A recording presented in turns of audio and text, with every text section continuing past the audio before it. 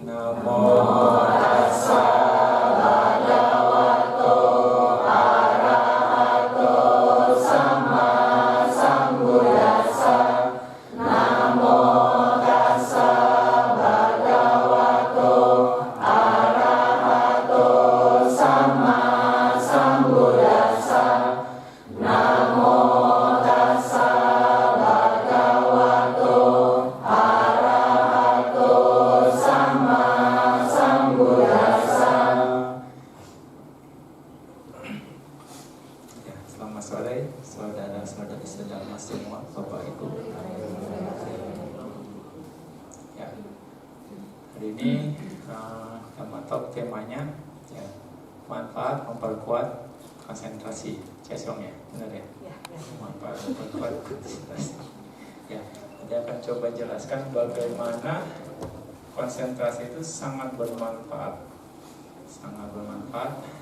sampai kita bisa ya menembus kesucian, manfaatnya. Di sini ya temanya ini sih mengetahui dan melihat kebenaran ya di satu artikel. Nah, dalam Patama Kotigama Sutta Samyutta Nikaya, saat itu Buddha tinggal di antara suku Waci di kota Kotigama.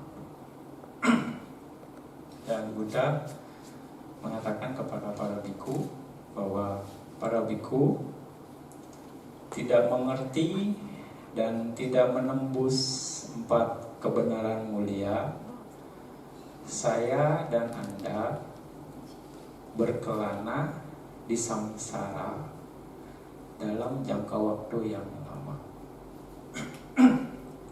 Jadi Buddha sendiri mengakui bahwa kalau tidak bisa menembus Dhamma, 4 kebenaran mulia, dia pun masih mengembara. Saya dan Anda berkelana di samsara dalam jangka waktu yang lama.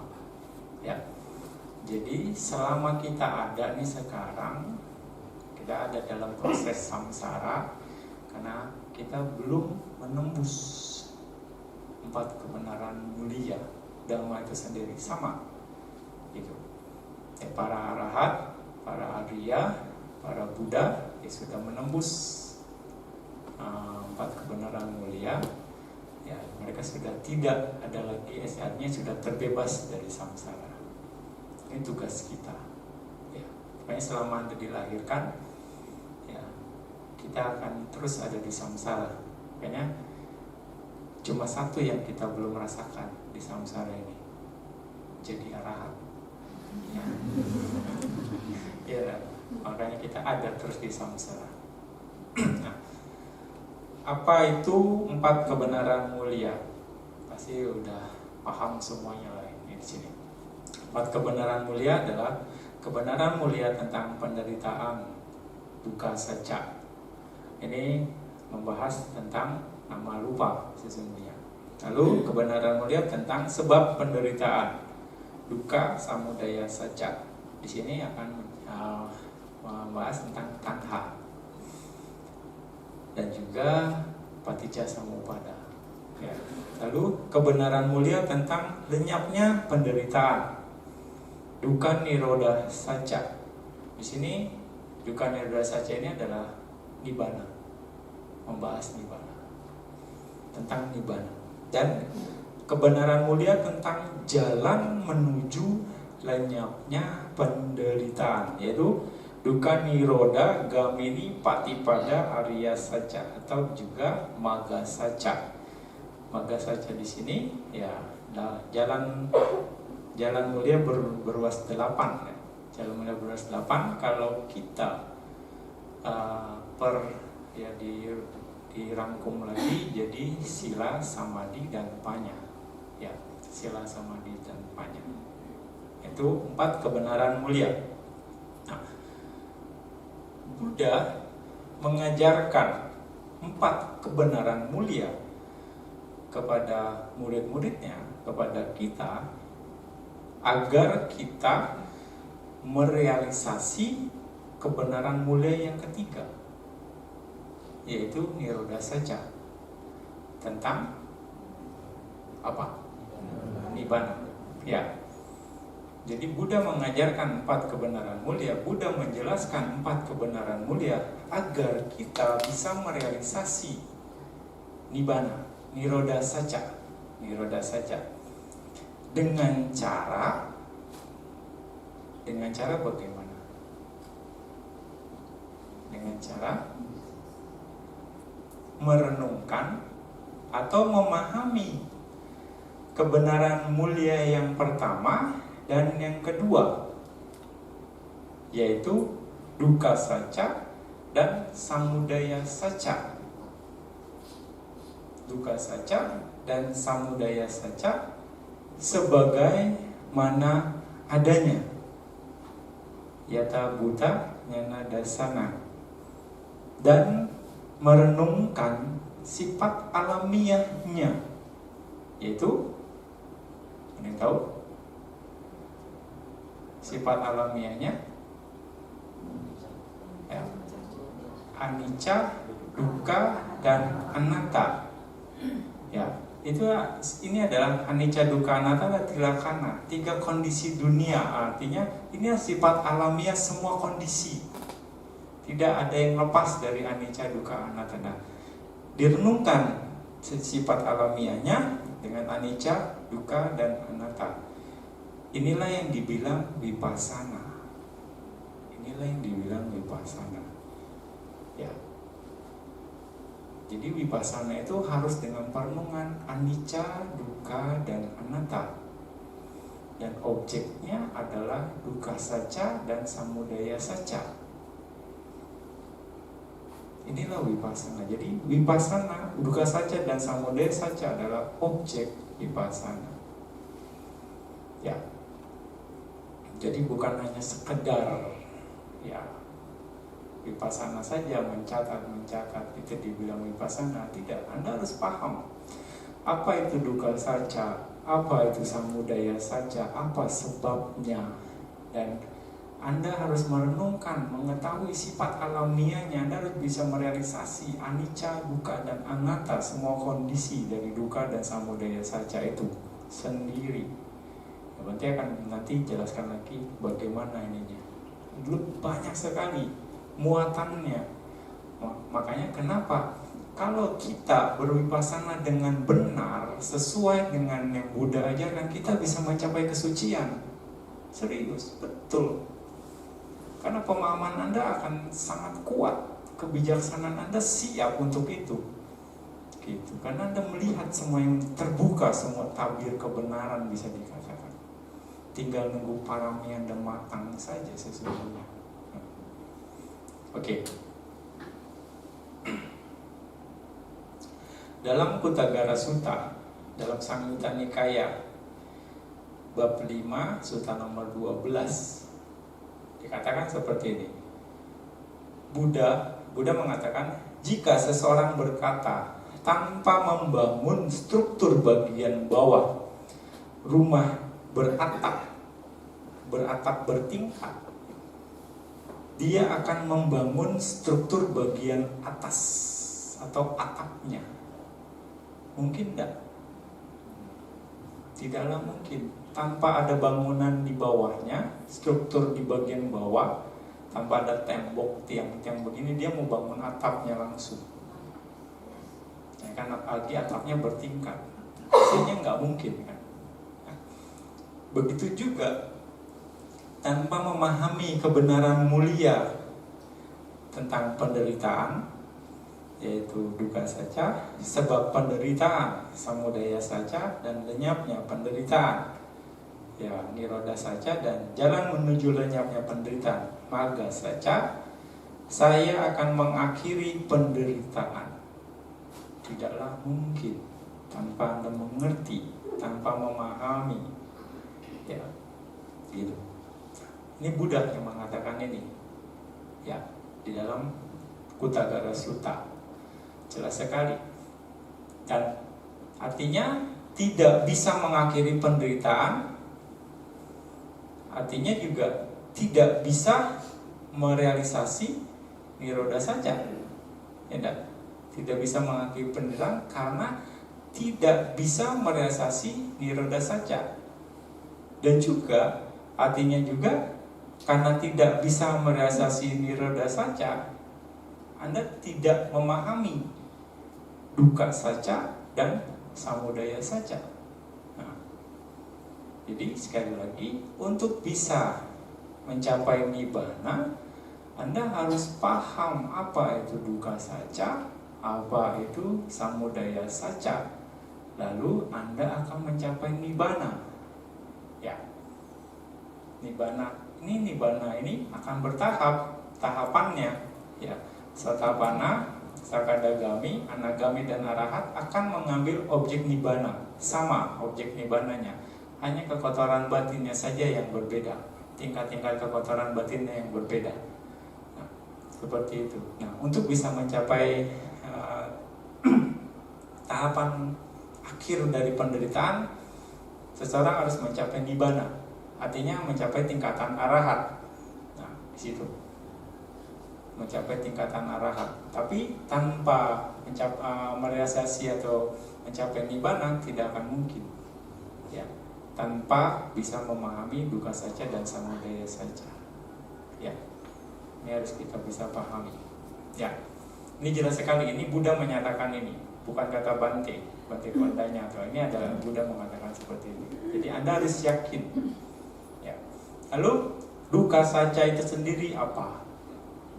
Dalam Dhammacakkappavattana Sutta dikatakan bahwa kelahiran, penuaan, sakit, mati itu adalah penderitaan. Ya. Berkumpul dengan yang tidak disukai, berpisah dengan yang disukai, tidak mendapatkan yang sesuai, tidak mendapatkan yang sesuai yang diinginkan, itu juga adalah penderitaan. Ya. Dan juga singkatnya, kelima kelompok kemelekatan atau pacupadana kanda adalah duka, penderitaan. Ya. Semua hal-hal tersebut di atas berhubungan dengan badan kita, badan misalnya batin dan jasmani kita ini berhubungan dengan badan ini. Tua ya, badan ini juga yang tua. Sakit ini juga, ya kan? Berkumpul dengan yang tidak disukai ya, karena kita punya badan ini juga. Berpisah juga sama. Jadi ya, semua yang berhubungan dengan tubuh ini, makanya dibilang secara umum penderitaan pacupadana kanda. Di sini duka itu sendiri sesungguhnya bukan penderitaan, lebih tepatnya artinya tidak memuaskan, ya, tidak memuaskan. Nah, jadi kalau penderitaan kesannya negatif sekali ya. Nanti orang jadi pesimis, kan? Ya, duka ini bukan penderitaan tapi tidak memuaskan karena ya sekali lagi selalu berubah, ya.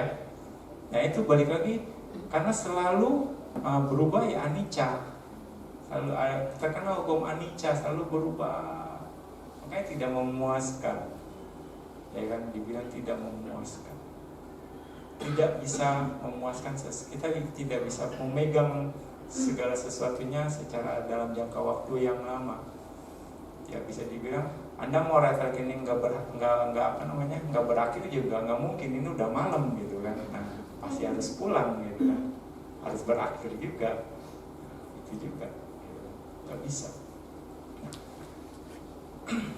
di dalam Upasutta dikatakan bahwa ultimate reality atau kenyataan yang terhakiki adalah rupa, materi, wedana, perasaan, sanya, persepsi, sangkara, bentuk-bentuk pikiran, winyana, kesadaran. Itu dibilang pancakanda.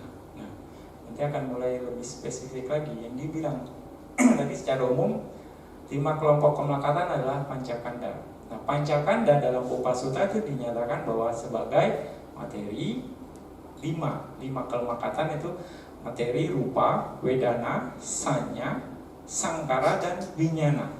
Ya, itu adalah bentuk-bentuk komunikasinya 5 kelompok kemelekatan. Karena itu kita bisa melekat semua kita melekat terhadap materi, kita melekat juga terhadap perasaan, sanya, sanggara, dan winyana.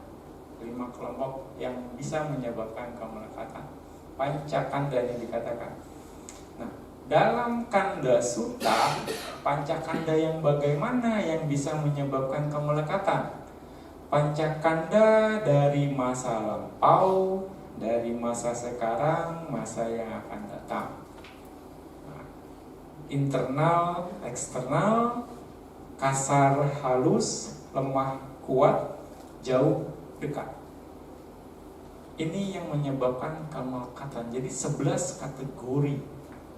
Jadi nggak hanya kita saja nih satu, ya sekarang ini saja yang kita bisa melekat. Kita juga bisa melekat sama yang dari masa lampau, ya kan? Kita selama di samsara pasti kita melekat kan? Sudah berapa banyak kemelekatan yang Anda buat selama di samsara? Ayo. Ini akan berpengaruh ke sekarang, betul enggak? Dan juga ke masa yang akan datang, betul enggak? Yang belum berbuah, menunggu berbuah ketika memang kondisinya matang, ya enggak? Yang sekarang ini pun akan, kemelekatan ini akan mempengaruhi di masa yang akan datang, betul enggak? Nah, jadi kemelekatan itulah merupakan ini yang masa sekarang, masa yang akan datang, dan masa lampau. 3 masa. Makanya sebagai umat Buddha Anda harus yakin 3 masa ini ada, ya. Dan juga di sini berikutnya internal dan eksternal. Anda melekat nggak sama diri Anda sendiri? Pasti. Ya enggak? Ya, pasti melekat dandan tiap hari, perhatiin badan tiap hari, ngerawat terus, yang pedicure, manicure, massage, sakit diobatin, gitu kan? Bener nggak? Yang rambutnya putih disemir, merah-merah, ya nggak? Internal, ya nggak? Ini internal. Eksternal sama juga kan, kita melekat sama anak kita, suami, istri, ya enggak, yang lain-lain, teman atau sahabat, guru, melekat internal, eksternal, ya enggak, melekat kan, ya, kemelekatan muncul. Dan juga ya lemah yang kuat juga sama, yang kasar, yang halus juga sama. Terus dan jauh dekat, ya, jauh dan dekat. Bisa keluarga dekat Anda sama, dia juga melekat. Keluarga jauh Anda misalnya yang di luar negeri, dia juga ingat juga Anda, melekat juga sama mereka. Nah, inilah jauh dekat. Inilah yang dibilang kemelekatan. 11 kategori kita bisa melekat pada 11 kategori. Luar biasa ya, banyak itu kemelekatan. Ya, oke. Dari 11 kategori. Nah, jadi kelima kelompok kemelekatan itulah yang dibilang dukkha sacca. Dukkha sacca terdiri dari 11 kategori, dan Anda artinya mengetahui dan melihat pancakanda, artinya Anda harus mengetahui dan melihat 11 kategori dari setiap kelompok atau setiap agregat. Jadi Anda harus melihat rupa, sanya, sangkara, wedana, dan winyana. Diamati itu. Anda harus mengerti dan mengetahuinya dalam 11 kategori. Artinya Anda saat itu merealisasi dukkha sacca. Ya. Kerjanya banyak kan? Makanya ini muatan ini, kebijaksanaan inilah yang Anda akan pakai sebagai pondasi sebelum vipassana. Seperti itu. Nah, bagaimana hubungannya antara batin dan materi? Oke, sebelumnya Bante juga akan coba ini lagi deh. Bagaimana batin itu sendiri ya? Pancakanda, kalau kita mau lebih simpel lagi mengatakan bahwa dibagi lagi dalam dua kategori, yaitu cuma batin dan jasmani saja, nama dan rupa saja. Nama dan rupa, ya. Nama dan rupa. Nah, nama batin. Ketika Anda mengamati nama, Anda harus juga mengetahui cita dan cetasika. Ya, cita dan cetasika. Cita ada 89 cita atau ada 121 cita kalau termasuk dengan citanya para arahat atau para orang-orang suci. Dan cetasikanya ini ada 52 cetasika. Kita harus paham ini semua untuk bisa merealisasi dukkha sacca dari sisi dari kategori batin, dan Anda juga harus bisa memahami sifat alamiah dari cita dan cetasika itu bagaimana. Cita tidak akan bisa muncul tanpa cetasika, dia akan muncul bersamaan, dan juga cetasika tidak akan bisa muncul tanpa cita. Ya, ini abhidhamma. Anda harus bisa memahami ini dan bisa dilihat, bisa dipahami dengan konsentrasi. Ya, jadi bagaimana ketika loba Anda muncul, dosa Anda muncul, rasa serakah Anda muncul, rasa iri hati muncul, itu harus dilihat berapa cita dan cetasikanya saat itu. Ketika Anda berbuat baik, berapa cita dan cetasikanya saat itu muncul. Anda harus analisa. Nah, inilah bagian dari konsentrasi. Dengan konsentrasi Anda bisa melakukan ini semua, bisa memahami. Ya. Ketika misalnya Anda sudah dalam tahapan kamatana, nama kamatana, pengamatan rada batin, Anda akan bisa memahami. Ketika Anda meditasi, berapa cita dan cetasika yang muncul. Biasanya ketika berbuat baik itu 34 jumlahnya. Citanya 1, cetasikanya 33. Karena kalau yang dengan panya dan dengan piti, ada istilah dengan panya dengan piti, ya kan. Juga ada yang istilah sasangkarikang asangkarikang. Nah, ini akan terus di bawah nyana sampayuta atau nyana wipayuta, somanasa atau dumanasa. Nah, ini akan bermain ke sana. Sebenarnya tanpa belajar abhidhamma pun, kalau Anda sampai tahapan itu, Anda akan mengerti, akan dikasih teori sesuai dengan tahapan Anda.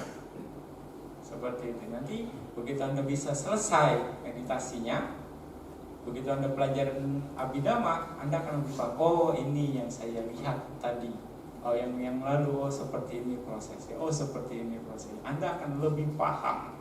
Dan begitu Anda menjelaskan pun, Anda akan menjelaskannya dengan gaya yang berbeda, lebih enak penjelasannya dibanding yang hanya sekedar berteori saja.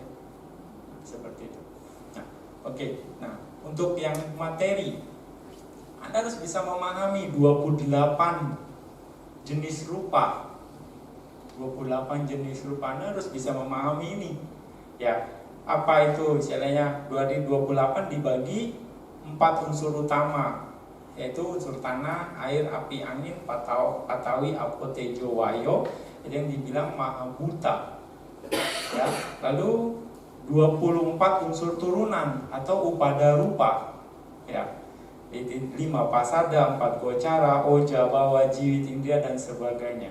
Ini turunan-turunan dari mahabhuta itu sendiri. Ini harus Anda ketahui, paham. Ya, kayaknya contohnya di mata ada 7 jenis rupa. Ya, 7 jenis rupa. Di telinga ada 7 jenis rupa, di hidung 7 jenis rupa, di lidah ada 7 jenis rupa. Di tubuh ini ada 6 jenis rupa. Di jantung 6 landasan indera ada 7 jenis rupa. Dan harus bisa memahami bagaimana bentuk-bentuk rupa itu sendiri. Ada yang transparan, ada yang istilahnya opek, ya, transparan atau yang translucent, ya, ada yang tembus pandang, ada yang tidak. Nah, lalu juga ada rupa yang diciptakan atau yang berasal dari kama, dibilang kamaja rupa. Ada rupa yang dihasilkan oleh cita jarupa. ada rupa yang dihasilkan oleh makanan, ya, aharaja rupa. Ada yang cita yang cari rupa yang dihasilkan oleh suhu, temperatur, utuja rupa. Nah, Anda harus bisa membedakan ini semua, mana yang kama, mana yang dari cita, mana yang dari utu, mana yang dari makanan. Nah, dan juga setelah itu Anda juga harus bisa membedakan bagaimana ini beregenerasi, menghasilkan keturunan-keturunan baru. Dari cita berapa regenerasinya, dari kama berapa regenerasinya, dari cita, dari utu, dari ahara. Nah, bisa memahami ini semua prosesnya dengan jelas. Ketika Anda bisa memahami proses ini dengan jelas, Anda akan mendapatkan yang namanya nama rupa padicedanyana, nyana-nyana dalam vipassana. Ya, nah itu. Ini yang akan Anda bawa sebelum vipassana, pemahaman ini. Terus Anda tahu detail ininya, bagaimana kama ini. Nah, kayak ketika Anda makan makanan yang superior atau makan ciapo, berapa banyak materi itu yang dihasilkan gitu. Makanya akan terlihat ketika Anda makan ini, oh berarti kalapanya super nih. Seperti itu, akhirnya bisa maintain kesehatan Anda dengan baik, Anda bisa bermeditasi dengan baik. Nah, seperti itu. Dan juga bagaimana ketika Anda bermeditasi dengan konsentrasi, cita jarupa yang dihasilkan bagaimana, superior atau enggak. Nah, itu akan menyebar ke seluruh tubuh Anda. Ya, dan cahaya yang dihasilkan melalui konsentrasi pun, cahaya nimitta itu ada sebenarnya utuja rupa. Utuja rupa yang menyebar ke seluruh tubuh Anda, dari seluruh tubuh Anda.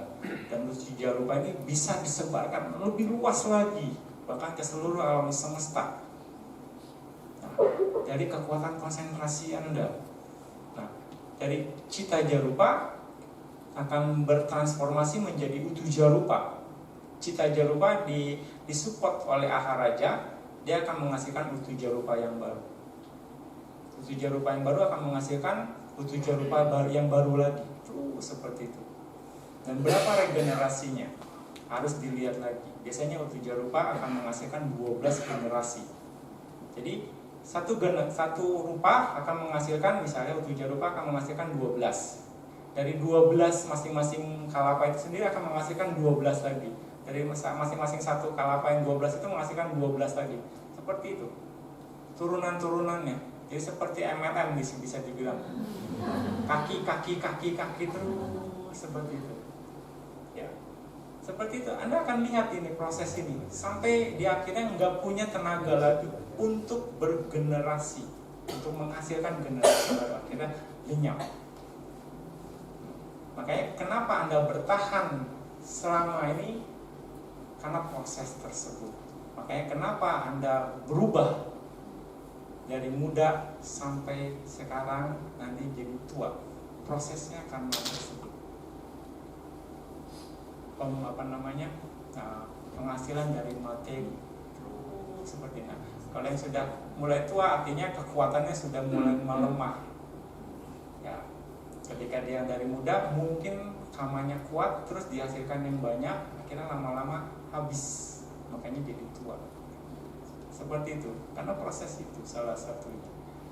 Dan juga kalau Anda ya, seperti Ibu tadi bilang, pikiran Anda happy, pikiran Anda tenang, itu pun akan membantu proses materi yang baik akan menyebar ke seluruh tubuh Anda. Ya enggak? Makanya orang yang positive thinking akan berbeda penampilannya. Ya kan?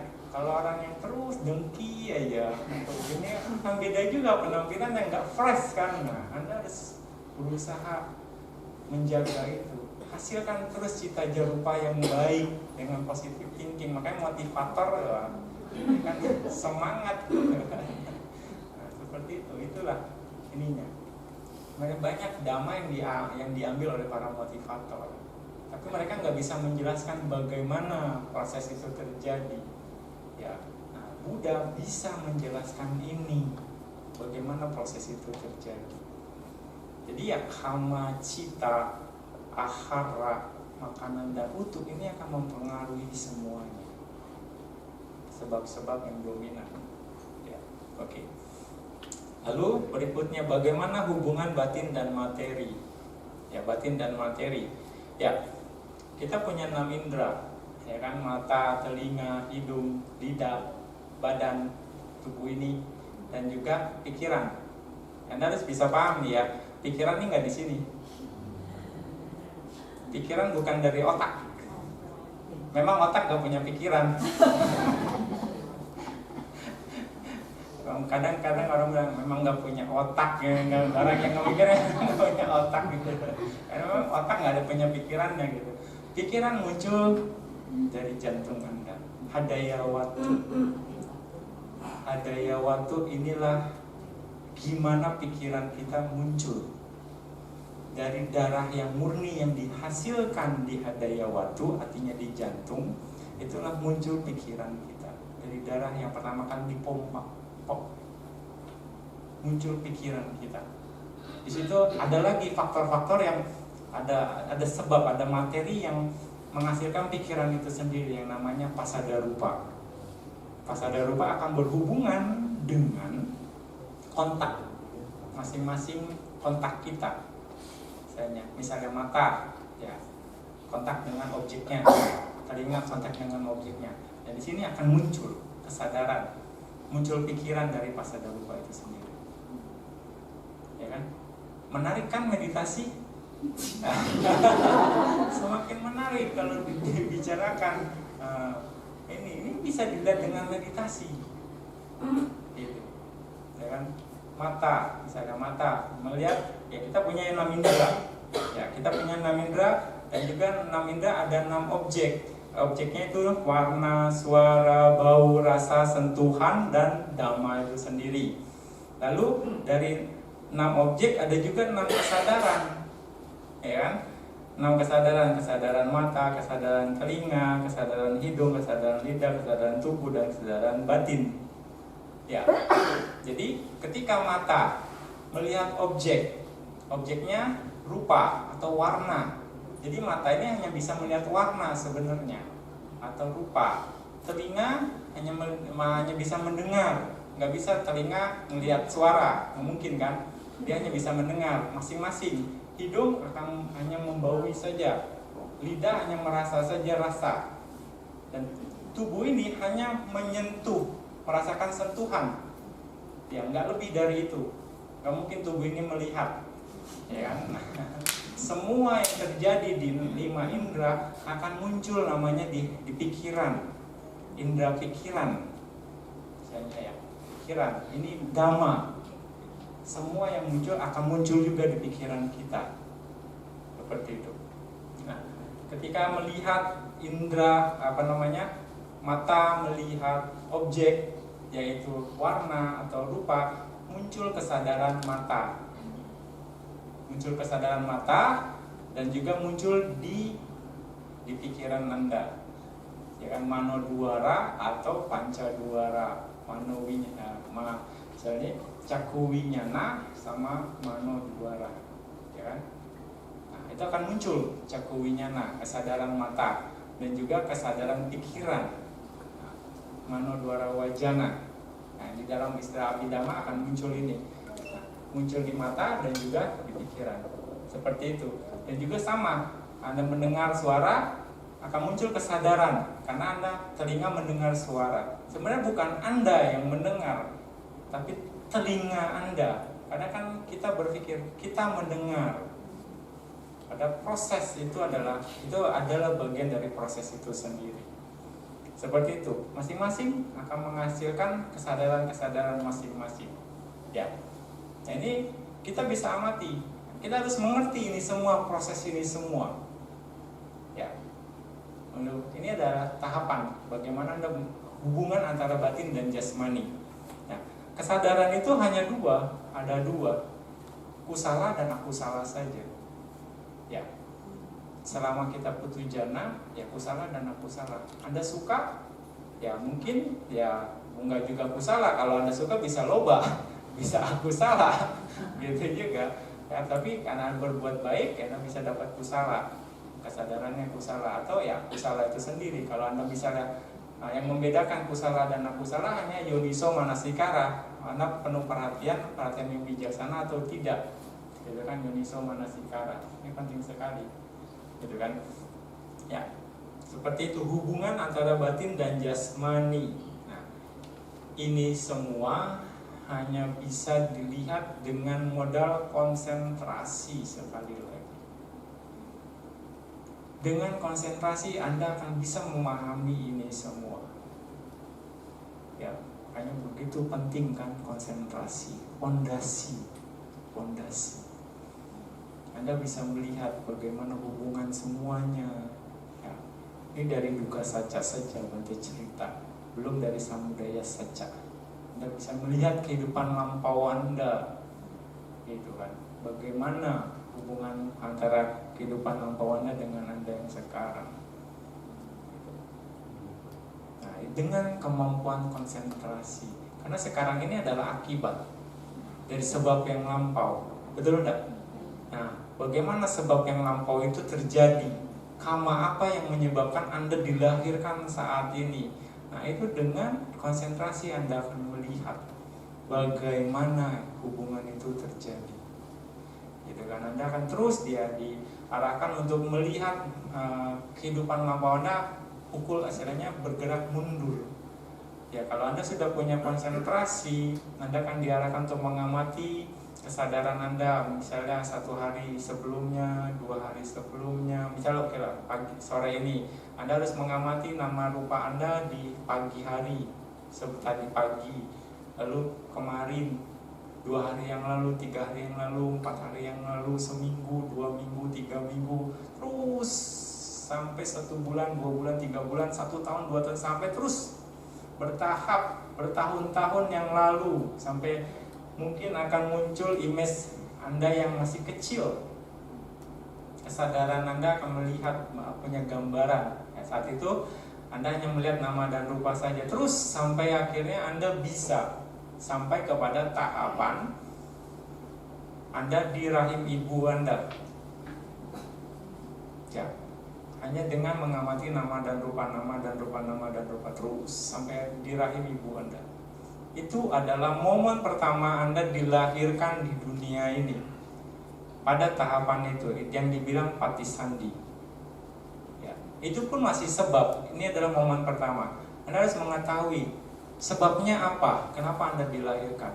Anda dengan tekad yang kuat, Anda akan menembus yang bisa dibilang dimensi waktu dengan kekuatan konsentrasi. Ya, bukan dengan regresi ya, tapi dengan kekuatan konsentrasi. Ada 3 momen di sini. Momen patisandi, momen cuti cita, dan marana sanya jawana di sini. Gitu. Jadi momen ini tipis sekali. Per momen. Ya, 3 momen ini. Patisandi, cuti cita, dan marana jana sawana. Marana sanya jawana. Jadi ketika orang mati, dia akan langsung lagi dilahirkan, tidak menunggu di satu tempat atau bagaimana nih. Ini hati-hati nih, sebagai umat Buddha Anda nggak boleh punya persepsi ini, nunggu dulu gitu 49 hari atau seminggu, nunggu di mana gitu kan. Ini nggak ada jedanya di sini. Anda mati langsung dilahirkan berikutnya.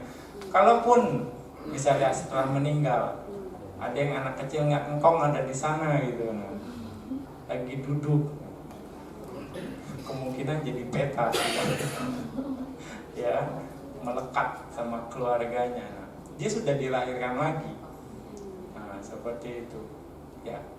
Ya, ini ya pemahamannya harus kita pahami nih. Tidak ada, begitu Anda mati, momen berikutnya lahir lagi, patisandi. Jadi di sini Anda harus melihat. Nah, momen menjelang kematian ini apa? Ini akan jadi objek kematian Anda berikutnya. Nah, ketika Anda bisa menembus ini, Anda akan melihat saat itu di kehidupan lampau, satu kehidupan lampau Anda mungkin Anda akan melihat sesosok mayat Anda gitu. Jadi apa Anda? Wanita kah? Pria kah? Gitu. Ketika Anda punya konsentrasi minimal, kehidupan lampau Anda akan manusia minimal. Ya, karena nggak mungkin yang jadi binatang akan jadi manusia dan punya konsentrasi. Biasanya kalau yang jadi binatang, dia duhetuka, pati sandinya, dan nggak akan punya konsentrasi. Gitu. Dan kalau misalnya dari manusia, mungkin manusianya dia menghasilkan pati sandi berikutnya yang sekarang adalah tihetuka. Makanya dia punya konsentrasi, bisa menembus kehidupan lampaunya. Karena untuk bisa menembus kehidupan lampau perlu konsentrasi. Seperti itu. Nah, ini harus Anda lihat. Nah, Anda akan melihat sesosok mayat. Siapa itu? Bagaimana Anda bisa dibilang mayat itu meninggalnya? Tidurankah? Di kasurkah? Atau di mana? Atau di jalanan? Atau bagaimana? Matinya bagaimana? Normalkah? Atau dibunuhkah? Atau bagaimana? Anda akan melihat sesosok mayat. Nah, ketika Anda melihat mayat itu sendiri, Anda harus cek di bawah enggaknya sini bagaimana dia meninggal. Momen apa yang dia dihasilkan atau muncul pada saat menjelang kematian. Anda harus lihat di sini di bawah enggaknya. Masuk lagi ke momen menjelang dia kematian. Atau Anda bisa mundur lagi. Mundur beberapa saat sebelum dia meninggal. Ya kan ada detik-detik menjelang, ya mungkin 5 menit atau 10 menit sebelum dia meninggal di masa lampaunya. Terus karena kan Anda sudah bisa mengamati masa lampau, kan mundur terus. Nah, seperti itu juga. Kira udah bisa paham, dapat, dan ada koneksinya dengan Anda.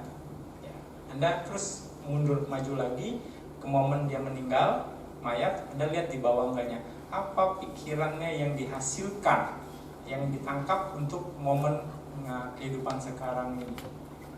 Anda harus cek muncul apa kamanya di dalam pikiran. Anda harus mundur lagi. Anda akan melihat gambaran kama yang saat itu muncul di dalam pikiran, di dalam yang orang yang meninggal itu sendiri. Muncul gambaran batinnya, kama. Kamanya akan muncul. Nah, kama ini, perbuatan ini kapan dia lakukan? Berikutnya yang harus Anda ketahui, apakah dari kehidupan itu, ya, atau dari kehidupan dia yang lampau? Apakah kama ini dilakukan menjelang kematian dia atau beberapa tahun sebelumnya? Ini pun bisa dicek. Anda akan bisa melihat kama ini bagaimana. Kalau Anda melihat dalam kama itu, melihat gambaran, ternyata gambarannya wajahnya masih muda, ya, dari orang yang meninggal ini. Oh, berarti ini kemungkinan kamanya dihasilkan ketika dia masih muda dan muncul menjelang kematian. Pada saat menjelang kematian ini muncul, bisa saja. Atau kamanya berbeda, gambarannya berbeda. Ini kan wanita, misalnya pria, tapi yang muncul di gambaran menjelang kematian itu kok wanita? Nah, kok wanita? Dari mana ini? Ditelusuri lagi, oh ternyata dari beberapa kehidupan yang lampau kama ini muncul. Ya, kama ini dihasilkan dari beberapa kehidupan yang lampau. Oh, ternyata masih ada kekuatannya kama dari kehidupan yang lampau untuk menghasilkan kelahiran di masa yang sekarang. Dia muncul. Nah, makanya ada yang dibilang, ya kan, dalam jawana ada 7 jawana, kan, yang belajar lebih dalam ini akan paham. 7 jawana. Jawana pertama, kama yang dihasilkan di jawana pertama akan berbuah pada kehidupan ini juga. Betul enggak? Jawana yang kedua dan sampai yang ke-6 ini akan menghasilkan kehidupan di 2 kehidupan setelahnya, 2 sampai 6. Kalau kama ini berbuah di jawana yang ke-6, 2 sampai 6, maka berbuahnya ini di 2 kehidupan berikutnya. Nah, kalau kama dihasilkan di jawana yang ketujuh, maka ini akan menghasilkan hasilnya berbuah pada kehidupan berikutnya. Teori ini akan masuk akhirnya ke sana. Ya enggak? Nah, kalau yang 2 sampai 5 ini adalah dibilang apara-para kama. Masuk lagi ke definisi kama. Apara-para kama. Kama yang terus berlanjut kekuatannya. Ada kan yang misalnya garuka kama, kama berat, ada yang acina kama, ya kan, kama kebiasaan, ada yang apara-para kama, ada yang ahosi kama. Nah, ini semua akan berlanjut nih. Pengertian-pengertian ini akan Anda dapat lah. Nah, seperti itu. Anda akan semakin paham, oh Buddha ngajarin ini teorinya begini, prakteknya begini, oh ini begini, prakteknya begini. Anda akan semakin jelas. Anda akan semakin jelas. Makanya ajaran Buddha itu bukan sekedar teori. Ajaran Buddha itu berdasarkan praktek.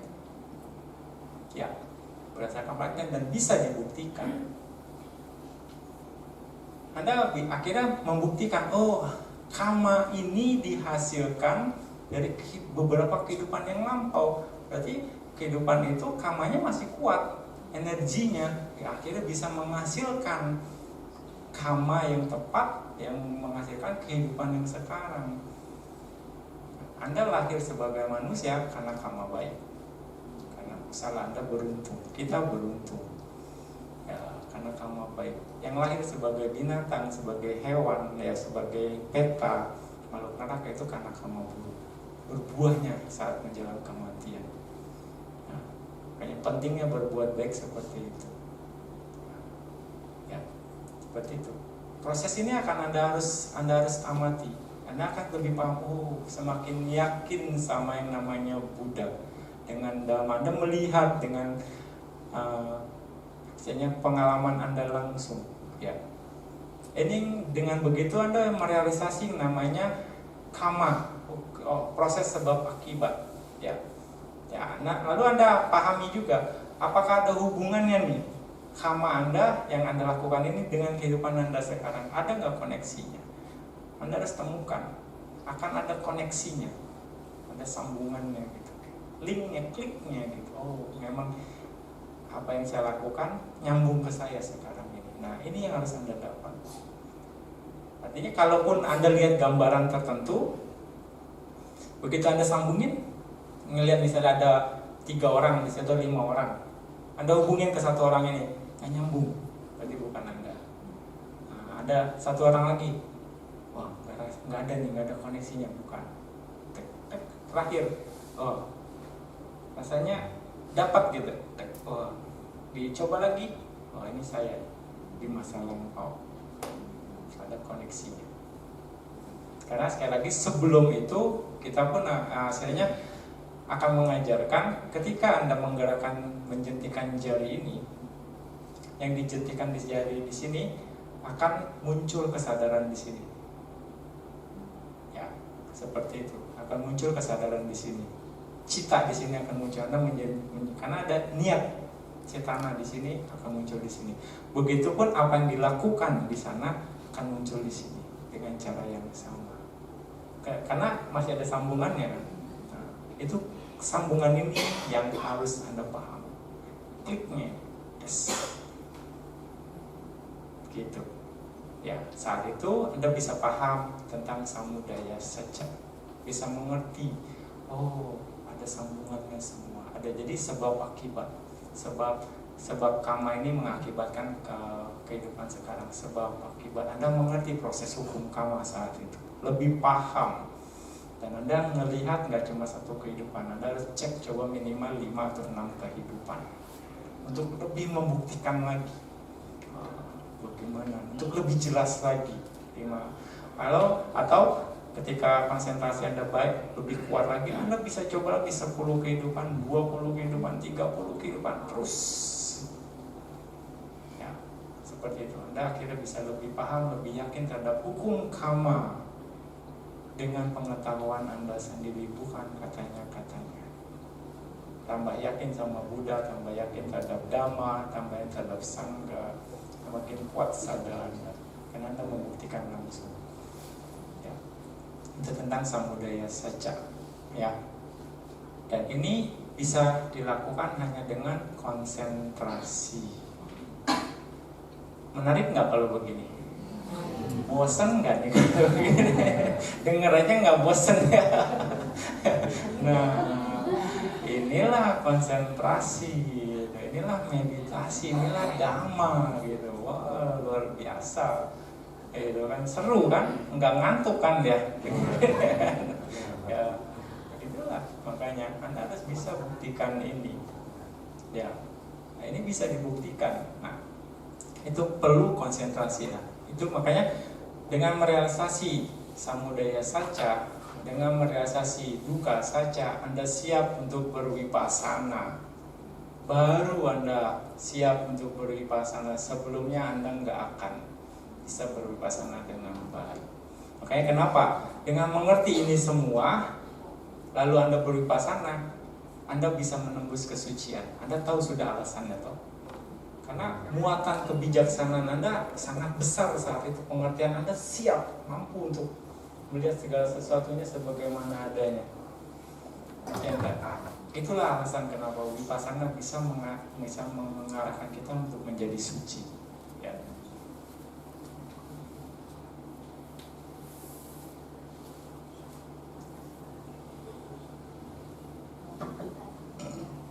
Nah, ini semua sekali lagi perlu konsentrasi, untuk bisa membuktikan ini. Karena dengan kekuatan konsentrasi Anda akan terbantu. Nah, dalam Samadhi Sutta dikatakan bahwa perkuat konsentrasi para biku. Jika terkonsentrasi maka bisa memahami sesuai dengan kenyataan. Apa yang dipahami? Dukkha saja, samudaya saja, nirodha saja, dan magga saja. Nah, untuk bisa melihat setiap jenis materi atau rupa kalapa atau materi terhakiki atau paramata rupa, maka memerlukan konsentrasi yang kuat dan bertenaga. Apa konsentrasi yang kuat dan bertenaga itu? Yaitu konsentrasi jana, apana-samadhi. Yang anapanasati, salah satunya anapanasati sampai dengan jana keempat. Ya, lalu 10 kasina sampai dengan jana ke-8. Lalu konsentrasi akses atau upacara samadhi melalui meditasi 4 unsur. Ya, ini adalah konsentrasi yang kuat dan bertenaga. Ini yang dibilang sama samadhi. Buddha katakan sama samadhi. Ya, jadi salah satu dari 8 jalan mulia berluas 8 sama samadhi. Ya, Anda harus perlu ini. Ya, hanya dengan konsentrasi yang kuat dan bertenaga, maka Anda bisa mengetahui dan melihat segala sesuatu sebagaimana adanya. Nah, nyambungkan semuanya kan, ini sutanya masing-masing berbeda, ada sambungannya. Nah, itulah kenapa kita harus bisa melihat gambaran Dhamma itu secara utuh, nggak bisa parsial, nggak bisa sepotong-sepotong, karena kita akan bisa salah paham. Kita harus bisa menyambungkan ini semua, akhirnya kita dapat gambaran utuh. Inilah Dhamma. Ya, banyak orang nggak yakin. Kalau menurut Bante, menurut pengamatan Bante, banyak orang nggak yakin terhadap Dhamma. Kenapa? Karena mereka nggak punya kapasitas untuk membuktikan Dhamma itu sendiri. Akhirnya timbul ketidakkeyakinan. Ini bahaya. Pandangan salah ini bahaya. Dan akhirnya mereka menyebarkan pandangan ini ke yang lain, akhirnya terpengaruh. Bukan karena Anda tidak bisa membuktikan Dhamma itu sendiri lalu Anda tidak yakin, bukan. Ya enggak. Ini harus kita pahami. Buddha membuktikan ini. Ajaran Buddha adalah berdasarkan pengalaman. Ajaran Anda harus yakin, sudah banyak yang membuktikan ini. Gitu. Tapi bukan karena ketidakmampuan kita untuk membuktikan Dhamma akhirnya kita tidak yakin. Itu bukan cara yang tepat. Ya. Makanya faktor keyakinan sangat penting dalam praktek Dhamma. terus saja Anda lakukan sampai suatu saat pasti. Makanya kalau Anda, yang tadi Bante katakan, kalau Anda mengerti bagaimana caranya bermeditasi dengan baik, Anda akan bisa berhasil untuk bisa membuktikan Dhamma itu sendiri. Ya, pahami di sini dan yakini itu. Ya. Lalu salah satu objek meditasi yang Buddha ajarkan yaitu Anapanasati. Ya, ini penting sekali. Bante akan coba bagaimana berlatih Anapanasati sampai dengan jana keempat. Gitu.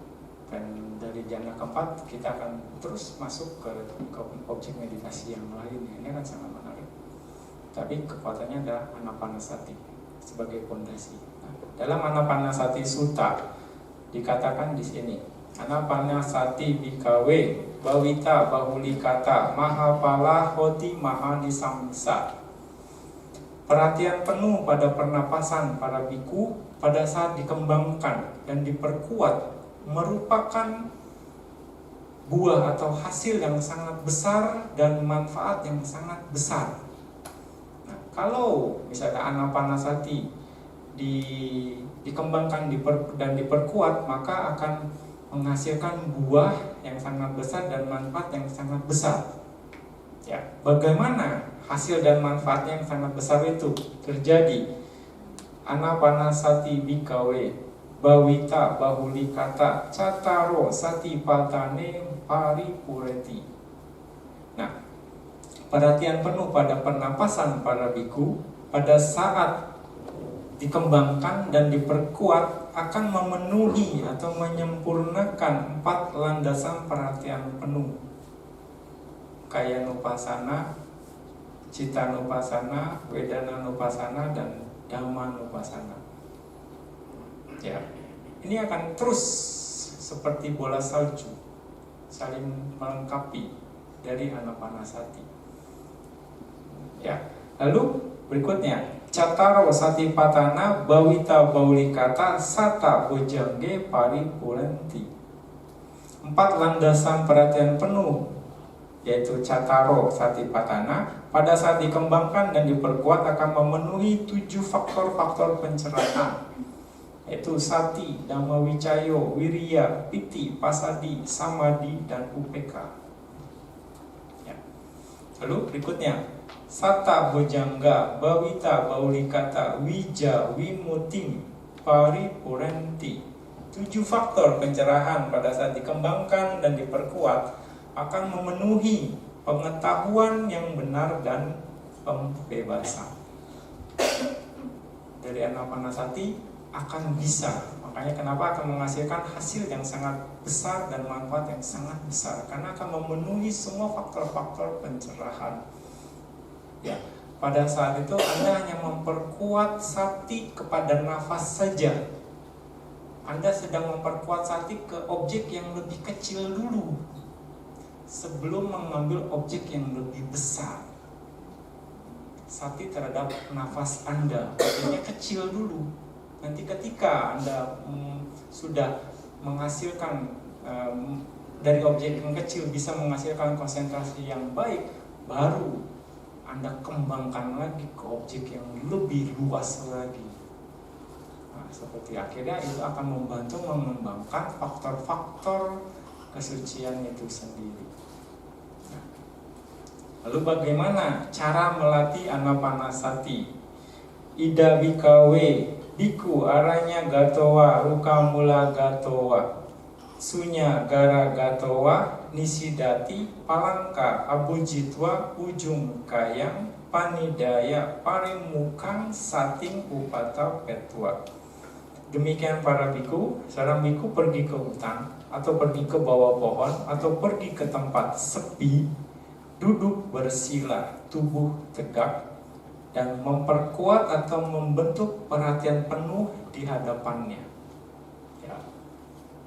Jadi ya pergi ke hutan atau ke bawah pohon atau ke tempat sepi. Ya ini termasuk tempat sepi lah di sini ya. Jangan gangguan, jadi cocok.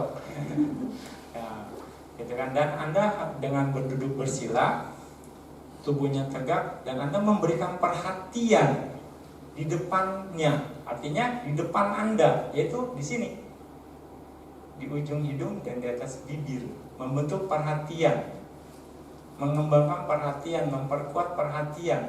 Ya, ujung kayang dikatakan dalam bahasa Palinya di sini.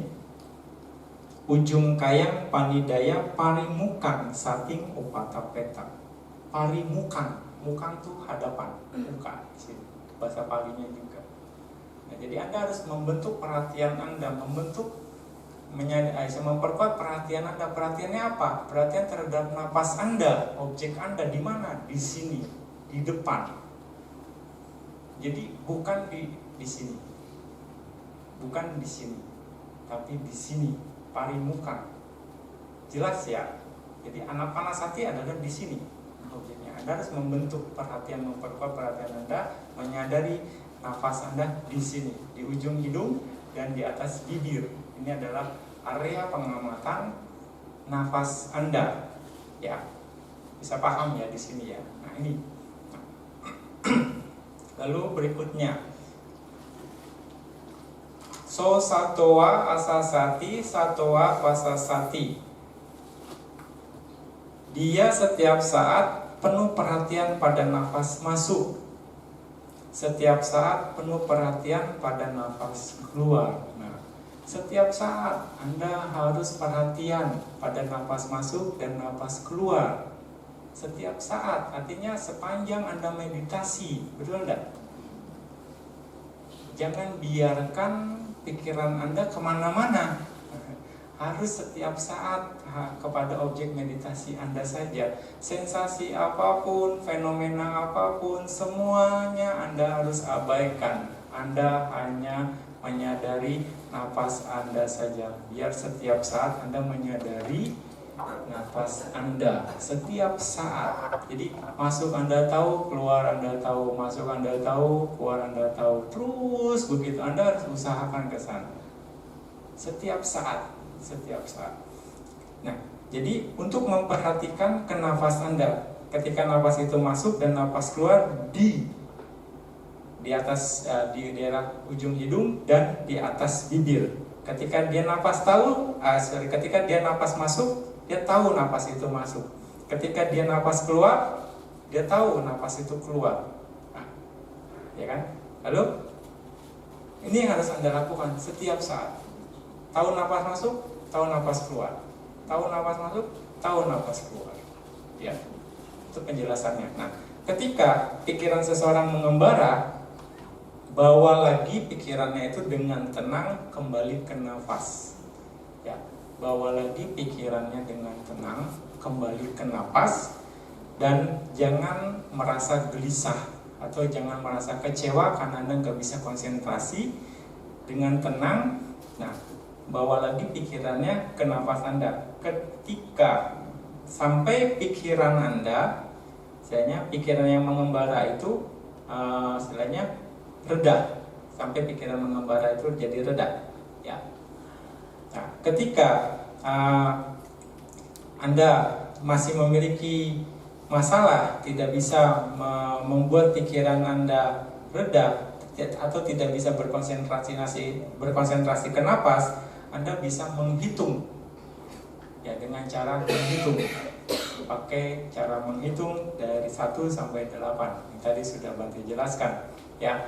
Anda menghitung napas masuk, Anda tahu napas masuk, napas keluar hitung 1. Masuk keluar hitung 2, masuk keluar hitung 3, masuk keluar hitung 4, sampai dengan 8. Lalu Anda balik lagi ke 1 sampai 8, balik lagi 1 sampai 8, 1 sampai 8, terus seperti itu sampai pikiran Anda reda, ya. Lalu ketika Anda pikirannya sudah reda, tenang dengan nafas Anda, artinya ketika Anda sudah pikirannya tenang dan reda, ya, saat itu Anda bisa stop hitungnya dan hanya mengamati nafas saja, hanya menyadari nafas saja dengan penuh perhatian, ya. Bisa paham sampai sini ya? Oke, ini tahapan-tahapannya. Terus Anda hitung, sudah reda, pikiran Anda tenang, stop hitungnya, lalu Anda perhatikan nafas saja, terus perhatikan nafas dengan baik. Napas masuk, napas keluar, napas masuk, napas keluar, terus seperti itu. Ya. Lalu berikutnya digangwa asasanto, digang asasamiti pajanati. Digangwa pasasanto, digang pasasamiti pajanati. Bernapas panjang masuk, dia mengerti saya bernapas panjang masuk. Bernapas panjang keluar, dia mengerti saya bernapas panjang keluar. Berikutnya rasang wa asasanto, rasang asasamiti pajanati. Rasang wa pasasanto, rasang pasasamiti pajanati. Bernapas pendek masuk, dia mengerti saya bernapas pendek masuk. Bernapas pendek keluar, dia mengerti saya bernapas pendek keluar. Ya, maksudnya bagaimana? Buddha mengatakan bahwa ketika seseorang bernapas masuk atau keluar, dia mengerti bahwa kadang napasnya panjang atau pendek. Ya, tadi yang pertama hanya mengetahui nafas saja. Napas masuk, napas keluar. Napas masuk, napas keluar. Berikutnya, dia mengetahui kadang napasnya pendek, kadang napasnya panjang. Ya, jadi dia harus mengerti napas panjang atau napas pendek, napas panjang atau napas pendek. Ya. Jadi dia mengerti napas masuknya atau napas masuk dan napas keluarnya itu pendek atau panjang. Nah, karena perhatian terhadap napas seseorang meningkat, maka ini akan datang secara alami, akan muncul secara alami pengetahuan ini. Oke? Jadi dia mengerti bahwa nafasnya kadang panjang, kadang pendek. Oke, jadi nggak penting bahwa itu panjang atau pendek. Nah, ketika Anda sudah tahu itu panjang atau pendek, nggak penting bahwa itu panjang atau pendek. Tapi yang paling penting adalah Anda dengan penuh perhatian, Anda mengamati, misalnya dengan perhatian penuh, dengan pikiran yang tenang, bahwa sebentar. Jadi yang paling penting adalah Anda mengamati dengan tenang napas tersebut, baik panjang ataupun pendek. Itu yang paling penting. Jadi tidak pedulikan panjang atau pendeknya, tapi Anda harus misalnya dengan tenang mengamati napas tersebut, panjang atau pendek. Jadi tidak peduli panjang atau pendek, Anda harus tetap dengan tenang mengamati nafas tersebut. Ya, bisa paham ya? Intinya adalah mengamati dengan tenang. Bentuk apapun dari nafas itu panjang atau pendek. Oke. Lalu berikutnya, pasang bayang kayang sangkarang asasamiti sikati. Bukan. Nih, sabakaya patisang wedi asasi samiti sikati. Sabakaya patisang wedi pasasi samiti sikati.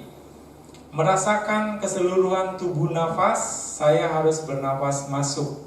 Demikianlah dia melatihnya. Merasakan keseluruhan tubuh nafas, saya harus bernafas keluar. Demikianlah dia melatihnya. Nah, maksudnya bagaimana di sini? Ya. Buddha mengatakan bahwa dia meditator merasakan napas dan masuknya itu seperti dia melihat keseluruhan tubuh nafas. Sabakaya. Sabakaya di sini bukan seluruh tubuhnya, tapi tubuh nafas. Ya, merasakan keseluruhan tubuh nafas. Jadi dia merasakan keseluruhan tubuh nafasnya seperti ini. Masuk, keluar, masuk, keseluruhan tubuh nafasnya. Jadi dari awal, pertengahan, akhir, juga nafas masuk, nafas keluarnya dari awal, pertengahan, akhir. Masuk, ini keseluruhan tubuh nafas. Jadi polanya yang pertama masuk keluar saja, yang kedua panjang atau pendek, ya. Yang ketiga ini adalah keseluruhan tubuh nafas. Keseluruhan tubuh. Jadi meditator mengetahui nafas masuk dari awal, pertengahan, akhir. Nafas keluar dari awal, pertengahan, akhir. Ini yang dibilang keseluruhan tubuh nafas. Masuk, keluar, masuk, keluar. Nah, ketika ini meditator hanya sibuk dengan nafas saja saat itu. Jadi inilah kualitas yang baik sebenarnya. Anda harus bisa sampai pada tahapan ini. Ya. Tapi nggak ada masalah. Nanti Bante akan bisa lebih ini lagi secara umumnya. Nah, ini yang dibilang sabakaya, ya, keseluruhan tubuh. Tapi tubuh nafas itu sendiri, bukan tubuh Anda. Lalu Buddha mengatakan, ya, maksudnya adalah keseluruhan tubuh nafas. Jadi dia pengertian ini akan datang secara alami, akan muncul secara alamiah ketika konsentrasi Anda atau kesadaran Anda atau sakti Anda sudah kuat. Ini akan Anda dapatkan secara alamiah. Jadi ketika kekuatan kesadaran Anda menjadi kuat, ya, atau lebih berkembang, maka ini Anda akan secara alami menjadi sadar nafas dari awal, pertengahan, dan akhir pada setiap nafas masuk ataupun nafas keluar yang melewati ujung hidung atau di atas bibir. Ya, ini akan secara alami Anda akan dapatkan, Anda akan merasakan ini. Jadi juga nggak penting napasnya itu panjang atau pendek, nggak penting. Jadi yang paling penting adalah setiap saat Anda mengetahui keseluruhan tubuh nafas masuk dan nafas keluar tersebut. Ya, setiap saat Anda menyadari nafas masuk dan nafas keluar tersebut, dan Anda mengetahui keseluruhan tubuh nafas dari awal, pertengahan, dan akhir. Sekali lagi, Anda harus mengamati nafas tersebut dengan pikiran yang tenang. Dengan pikiran yang tenang, Anda harus mengamati, memperhatikan nafas tersebut dengan pikiran yang tenang. Sekali lagi, ketenangan sangat diperlukan. Ya. Nah, yang terakhir, pasambayang kaya sangkarang asa samiti sikati. Pasambayang kaya sangkarang pasasi samiti sikati. Merenungkan formasi tubuh, saya harus bernapas masuk, demikian dia melatih. Menenangkan formasi tubuh, saya harus bernapas keluar, demikian dia melatih.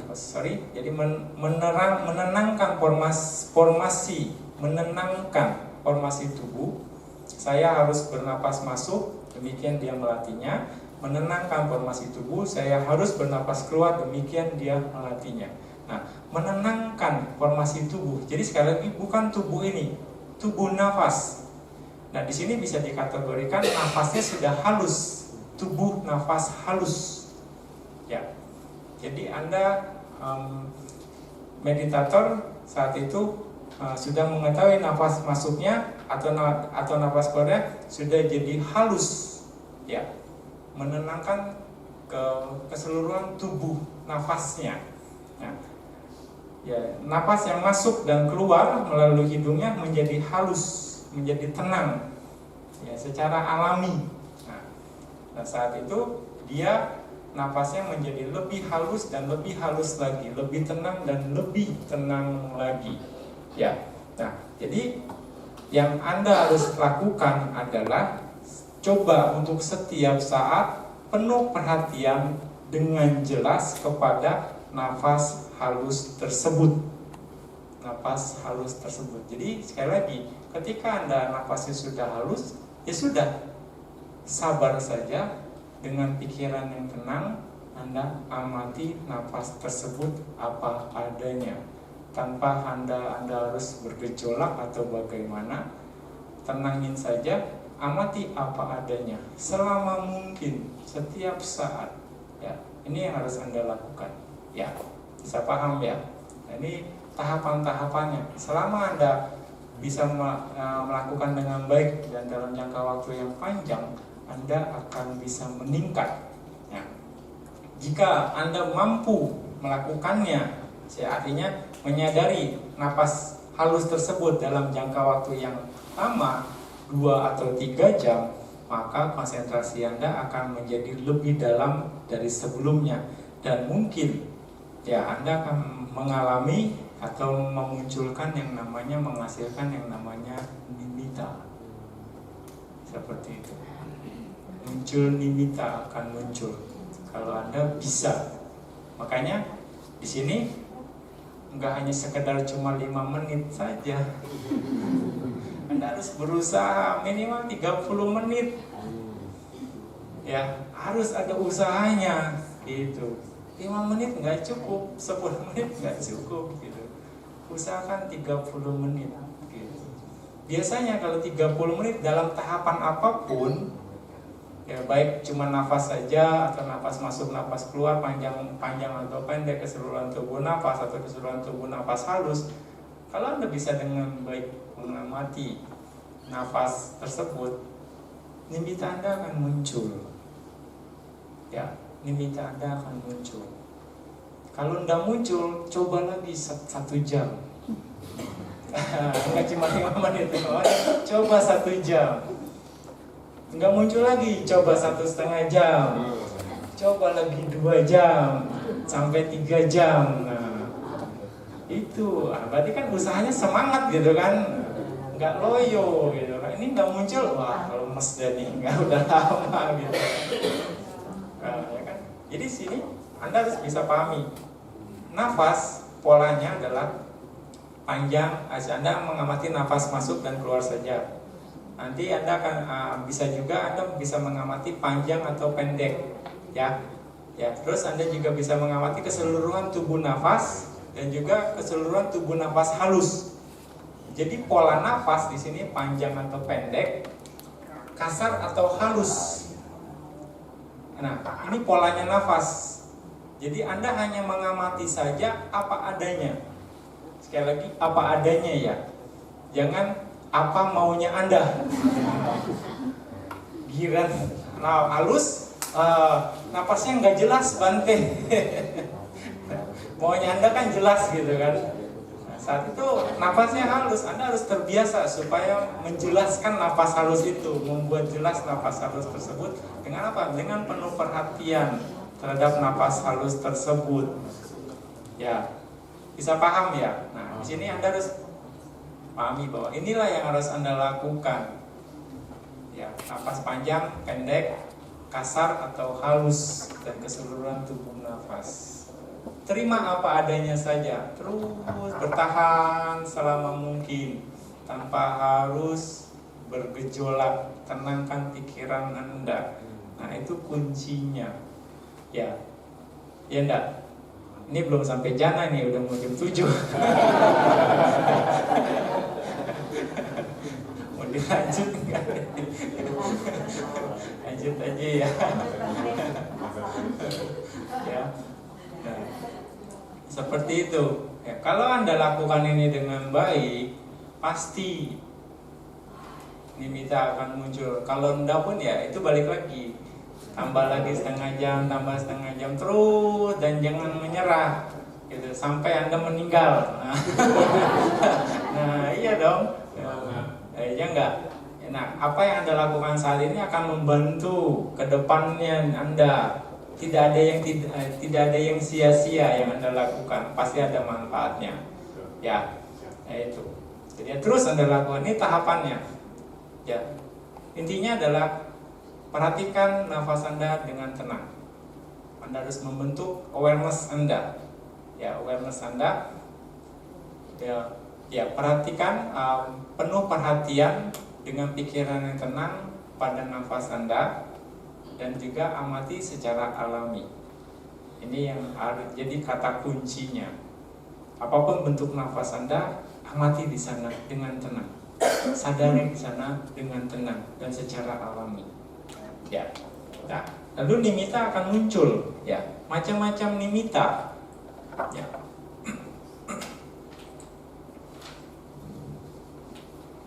Ya, setiap meditator akan punya nimitta yang berbeda. Nimitta ini adalah tanda konsentrasi. Tanda konsentrasi. Nah, setiap meditator akan mendapatkan nimitta yang berbeda. Berbedanya kenapa? Karena perbedaan persepsi dari masing-masing meditator itu sendiri. Ya, perbedaan persepsi di sini Mungkin ada yang melihat seperti kabut, seperti asap, kapas, atau bisa juga hanya cahaya saja, atau awan, atau ada juga yang melihat berbentuk mungkin kayak permata warna merah, ruby, atau juga ada yang seperti ya yang warna hijau, jamrud gitu ya, atau ya ada yang lainnya, permata yang lain yang dia akan datang mengumpul di sini bisa saja, atau juga berbentuk cahaya matahari atau bulan dia akan muncul. Nah, itu bisa saja, apa saja, dan dia akan balik lagi akan datang dari samping kiri, samping kanan, atas, ya dari bawah, dari depan, ya terus dia akan bergerak seperti meteor bisa saja, ya bisa juga seperti ya asap knalpot. Nah, knalpot motor gitu ya, seperti itu bisa saja, atau berupa tali panjang atau pendek seperti sedotan, bisa saja, persepsinya banyak sekali. Nah, masing meditator akan berbeda pengalamannya, ya jadi nggak bisa sama. Tapi ketika itu muncul, biarkan saja. Awalnya mungkin hanya bentuknya abu-abu. Nah, itu yang dibilang mungkin parikaman nimitta. Ya, tanda persiapan. Ya, ketika itu muncul, abaikan. Jangan diperhatikan. Anda jangan kepo. Ya, biasanya meditator tuh maunya ngeliatin aja, lupa sama ininya. Ya, selingkuh dia. Selingkuh, bubar nih semuanya. Ya kan? Pasti meditator akan mengalami itu. Dia liatin nimittanya, hilang, kaget ya, kemana nih, bingung. Dia cari gitu, kemana nih. Anda harus balik lagi ke nafas, nanti dia muncul lagi. Ketika dia muncul, abaikan sudah, terus saja. Ya Bante bilang ini seperti jinak-jinak merpati lah ya. Sering Bante katakan ini, diliatin, dia pergi, disamperin dia pergi, ya didiemin dia mendekat. Nah seperti itu, Anda harus jaga itu. Jadi cuekin aja, terus perhatikan di nafas. Nanti dia akan berubah bentuk, berubah terus, dia akan mendekat dan akan semakin terang. Ketika konsentrasinya berkembang, akan berubah mungkin menjadi warnanya putih. Nah ini dibilang ugahan nimitta. Perubahan akan terjadi terus. Nah, tapi sekali lagi, abaikan bentuk, abaikan warna saat Anda hanya mengetahui saja. Anda hanya mengetahui saja, ada perubahan terus. Anda saat itu tetap mengamati nafas Anda, setia dengan nafas Anda. Nanti ketahuan Anda orangnya setia atau enggak nih. Dari meditasi. Ya, orang yang setia ya oke, terus gitu. Kalau Anda ya bisa naik turun meditasinya. Ya, terus saja amati nafas. Nah, nanti lebih lanjut lagi berkembang. Nah, dia akan mendekat terus sampai akhirnya ke sini dah. Lebih lanjut lagi berkembang, cahayanya akan semakin terang dan terang sekali dan bercahaya. Dari yang tadi warna putih semakin terang. Ketika Anda cuekin dia, Anda mengamati nafas, dia akan semakin terang dan akan terangnya lebih terang dari cahaya matahari. Ya. Nah, bikin itu sampai stabil di depan Anda. Akhirnya dia akan menempel, menyatu dengan wajah Anda, dengan nafas Anda. Ya, saat itu sudah stabil. Makanya jangan diapa-apain. Pokoknya Anda berusaha bertahan terus dengan nafas Anda sampai dia stabil. Ya. Kalau ketika sudah jadi terang dan bercahaya, itu dibilang patibhaga nimitta. Nah, Anda harus menjaga kestabilannya ini minimal setengah jam. Ya. Atau kalau bisa Anda jaga kestabilan ini 1 jam, 2 jam, 3 jam, itu akan sangat baik. Ya. Ya, 3 jam lagi. Jadi nggak cukup 1 jam nih Bu. Paul Siado mengajarkan meditator di awal untuk tahapan ini 3 jam selama 1 minggu untuk ngetes kekuatannya, untuk mengetes kestabilannya. Makanya akan sangat bermanfaat. Jadi memang nggak perlu buru-buru di sini. Jangan kayak ngejar setoran, mau ADM aja biar dapat masuk jana ini misalnya. Ya, meditasi 10 hari mau masih sampai jana enggak?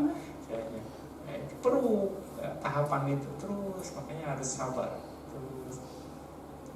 Nah, makanya sampai stabil, nah baru. Nah, ini yang dibilang Patibhaga Nimitta. Nah, Anapanapatibhaga Nimitta inilah yang merupakan objek dari konsentrasi jhana. Jadi untuk bisa mencapai jhana bukan nafas lagi objeknya, tapi nimitta inilah yang jadi objek untuk memasuki jhana. Ya, nanti baru Anda saat itu ganti objek dari anapanasati, anapasanda, ganti untuk mengamati nimitta. Dengan mengamati nimitta, baru Anda akan bisa memasuki jhana yang dibilang apana samadhi. Ya, ketika Anda sudah pada sampai tahapan Patibhaga Nimitta itu sendiri, ada kemungkinan Anda sudah mencapai upacara samadhi dengan Patibhaga Nimitta yang kuat, yang terang benderang, upacara samadhi, yaitu sudah mencapai sama samadhi yang tahapan pertama bisa dibilang. Anda terus amati lagi dengan baik sampai akhirnya Anda akan masuk yang namanya apana samadhi. Jadi upacara samadhi dan apana samadhi itu sudah sangat dekat sekali prosesnya. Ya, jadi Anda mengamati terus, amati Patibhaga Nimittanya sampai Anda tercerap. Apana, absorption, konsentrasi, tercerap. Jadi Anda seperti tercerap, tersedot atau bagaimana lah fenomenanya. Nah, Anda stay di sana, bertahan di sana selama mungkin lagi. Nah, Patibhaga untuk menstabilkan Patibhaga Nimitta pun Anda perlu duduk 3 jam. Nah, apana samadhi pun Anda harus duduk selama mungkin lagi. Seharian juga oke. Dan saat itu Anda akan terbayar lunas. Yang pegel-pegel, yang capek-capek hilang semua. Ya, Anda bisa duduk dengan lama, badannya tegak, enak sekali, bisa dibilang. Jadi bilang dengan mantap Anda akan tegak terus dalam 3 jam minimal. Mau nggak?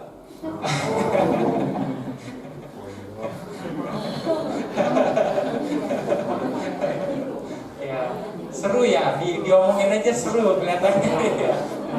Ya, apalagi dirasain, Anda harus rasakan ini dan bisa Anda buktikan. Nah, ketika Anda sudah dalam tahapan apana samadhi tersebut, faktor-faktor jhana akan muncul dengan sangat jelas ya di pikiran Anda. Vitaka, wicara, piti, sukha, ekagata akan sangat jelas, kuat. Ya. Nah, vitaka apa? Vitaka adalah aplikasi dari pikiran. Wicara adalah mempertahankan pikiran di objek. Piti adalah kegiuran, suka kebahagiaan, dan ekagata adalah keterpusatan pikiran. Itu akan faktor-faktor jhana akan semakin jelas di Anda. Ya. Dan ketika Anda tahapan itu, ya Anda harus bisa cek di bawah enggak. Nah, balik lagi ngecek pikiran di sini. Faktor-faktor jhana di bawah enggak. Jadi balik lagi pikiran Anda muncul di hadaya atau di jantung, bukan di sini. Ini pembuktiannya. Anda cek faktor-faktor jhana di bawah enggak Anda. Terus satu-satu Anda cek. Anda sudah paham, faktor jhananya komplit, ya Anda masuk di jhana pertama saat itu.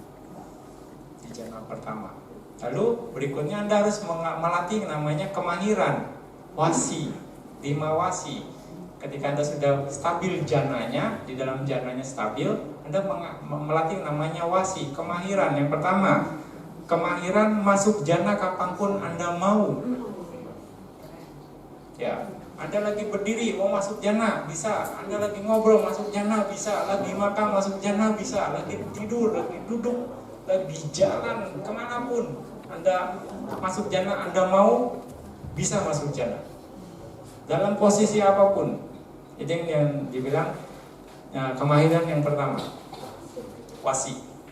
Ya, yang kedua Kemahiran bertahan di jana selama mungkin sesuai yang ditekadkan. Anda mau bertahan di jana selama 1 jam. Sebelum masuk ke jana, Anda masuk ke, misalnya saya bertekad masuk ke jana pertama selama 1 jam. Dari mulai sampai akhir, setelah selesai 1 jam, Anda keluar dengan sendirinya. Nggak usah pakai waker. Anda keluar dengan sendirinya. 1 jam pas. Ya, seperti itu. 2 jam berikutnya coba, sama juga 2 jam, 3 jam, 4 jam. Anda bisa tes. Nah, bertekad masuk jana pertama selama 3 jam. Sudah, itu akan maintain terus kekuatannya selama 3 jam.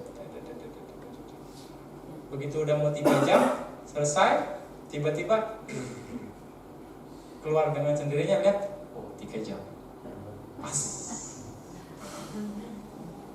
Nah, itu masuk yang bertahan di dalam jana sesuai dengan tekad Anda. Ya. Lalu yang kemahiran yang ketiga adalah kemahiran keluar dari jana pada waktu yang sudah ditekadkan itu. Nah, jadi selama 3 jam Anda bisa keluar. 1 jam Anda bisa keluar. 2 jam ada beberapa meditator yang karena konsentrasinya sangat kuat, dia tekad 2 jam nggak bisa keluar. Iya, susah untuk keluarnya gitu. Ini nggak habis-habis gitu. Coba dicoba lagi nggak bisa-bisa.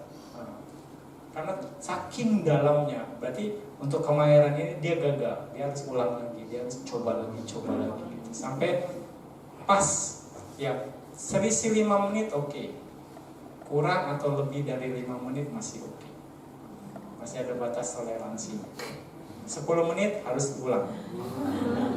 Ya, kayaknya ini ada standarnya gitu. Biasanya sih pas. Cek seperti itu. Lalu kemahiran mengarahkan perhatian Anda kepada faktor-faktor jana. Anda akan bisa melihat faktor-faktor jana dengan jelas, dan kemahiran merenungkan faktor-faktor jana. Ya, itu akan sangat mudah untuk dilakukan. Itu untuk wasi jana pertama, kemahiran. Nah, setiap jana Anda harus memasuki wasi, mempelajari wasi tersebut. Nah, tahapan untuk bisa masuk dari jana 1 ke jana 2 pun ada tahapannya lagi. Ya, sama juga Anda harus merenungkan kerugian dari jana pertama, 2 kerugian dari jana pertama, yaitu dekat dengan musuhnya, dan juga jana pertama itu kasar karena masih ada faktor witaka dan wicaranya. Ya, dekat dengan musuhnya, ya jana pertama dekat dengan pancaniwarana, halangan, 5 rintangan gitu. Itu harus Anda renungkan. Dan satu keuntungan dari jana kedua, yaitu jana kedua lebih tenang, lebih damai karena tidak ada faktor witaka dan wicaranya. Coba bayangkan, witaka wicara aja kasar gitu. Ya kan, pada tahapan itu gitu kan, ini harus dihilangkan. Dengan keinginan untuk memasuki jana pertama, Anda mengamati patibaga nimitanya. Dengan keinginan untuk melenyapkan witaka dan wicara, Anda amati patibaga nimitanya sampai nanti witaka wicaranya itu lenyap, dan Anda akan masuk ke dalam jana kedua. Gitu. Jana kedua, dan Anda harus stay selama mungkin, atau Anda setelah yakin stabil, Anda cek ada nggak faktor witaka dan wicaranya, masih ada nggak? Kalau nggak ada, Anda berarti berhasil masuk ke jana kedua. Hanya tersisa dari piti, suka, dan ekagata saja. Nah, kekuatan itu. Ya. Dan Anda harus bertahan selama mungkin dalam jana kedua, selama mungkin. Dengan cara yang sama untuk ke jana yang ketiga, jana yang keempat juga dengan cara yang sama. Dan setiap jana harus melatih wasi yang tadi yang Bante sebutkan. Ya, harus melatih itu supaya ketika Anda melatih wasi, nanti kekuatan jananya tidak akan mudah untuk merosot atau hilang. Kalau Anda tidak melatih wasi, bisa mudah untuk hilang karena pondasinya nggak begitu kuat. Ya. Ya, untuk jana pertama, 5 faktor jana, witaka, wicara, piti, suka, ekagata. Ya. Untuk jana kedua, hilang 2, piti, suka, ekagata. Jana ketiga, hilang pitinya, tinggal suka dan ekagata. Jana keempat, ada dua faktor juga, sukanya hilang tapi UPK dan ekagata akan muncul. UPK yang akan muncul, ketenang seimbangan, keterpusatan pikiran dan UPK di sini. Seperti itu. Ya, sebenarnya ini harus Anda lakukan sampai mahir, sampai dengan jana keempat. Seru kan? Bisa kan? Dia penjelasannya udah sampai jana keempat. Ya, gampang, mudah kan? Nah, berikutnya, ini udah mau jam 7 nih, 7:15. Anda sudah mahir di jana keempat, ya, dengan kekuatan jana keempat Anda bikin stabil. Nah, dengan kekuatan ini modal yang berharga sekali buat Anda. Permata Anda sudah pegang, tinggal gunakan permata ini dengan baik, gitu. Ya, untuk bisa menembus dhamma. Ya, berarti akan sedikit kasih gambaran bagaimana dengan kekuatan jana akan bisa mendukung meditasi yang lain. Nah, ketika Anda sudah mencapai jana keempat dari Anapanasati, lalu berikutnya kita akan mengajarkan untuk mengamati 32 bagian tubuh. Setelah jana keempat, cahayanya stabil, lalu Anda keluar dari jana keempat, keluar. Jadi memakai cahaya yang dihasilkan dari jana keempat itu sendiri, artinya sisa. Dengan kekuatan itu Anda bisa melihat 32 bagian tubuh Anda. Anda harus cek. Artinya Anda arahkan dengan tutup mata, mengarahkan cahaya itu ke misalnya rambut Anda. Rambut, seluruh bagian tubuh Anda akan terlihat dengan jelas semuanya dan akan tembus. Ada tahapannya. Kesa loma naka dan tataco. Ya, 5 bagian. Kita akan mengajarkan 5 bagian terus. Nah, ada sampai 32 bagian tubuh.